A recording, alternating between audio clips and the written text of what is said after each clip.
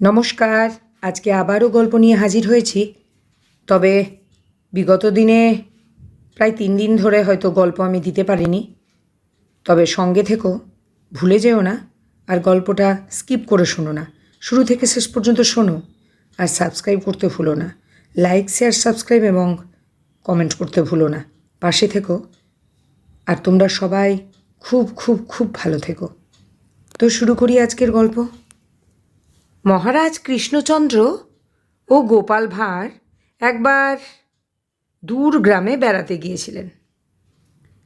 গোপালের আগে থেকেই পেট খারাপ হয়েছিল, তবু মহারাজের আদেশে তাকে দূরগ্রামে আসতেই হয়েছিল। পথিমধ্যে আকস্মিক বাহ্যের বেগ আসায় গোপাল একটা ঝোপের আড়ালে বাহ্য করতে বসল। কিন্তু বহুক্ষণ পার হয়ে যাওয়ার পরও গোপাল ঝোপের আড়াল থেকে না আসায় মহারাজ একজন ভৃত্যকে জিজ্ঞাসা করতে পাঠালেন, জেনে এসো তো গোপালের এত দেরি হচ্ছে কেন? বাহ্য করার আর সময় পেল না। কিছুক্ষণ পরে ভৃত্য এসে বলল, বহুবার জিজ্ঞেস করেছি, উনি কোনো জবাব দিচ্ছেন না। মহারাজ কিছুক্ষণ পরে বললেন, গোপাল নিশ্চয়ই ওখানে বসে বাপের শ্রাদ্ধ করছে, নইলে এত দেরি হবে কেন?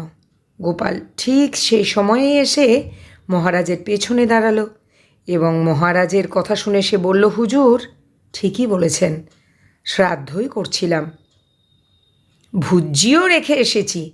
এবার একজন ভৃত্যকে ভুজ্জিটা আনতে বললেই হয়। গোপালের কথা শুনে মহারাজের রাগ জল হয়ে গেল। কেমন লাগলো আজকের এই গল্পটা? স্কিপ না করলেই অবশ্যই বুঝতে পারবে। আর ছোট্ট করে হলেও একটা কমেন্ট তো করো। আমার পাশে থেকেও সাবস্ক্রাইব করতে ভুলো না। তবে আমার এই পথ চলাটা অনেকটা সহজ হয়ে যাবে। আর তোমরা সবাই খুব সুখে থেকো, ভালো থেকো, সুস্থ থেকো, খুব খুব খুব ভালো থেকো।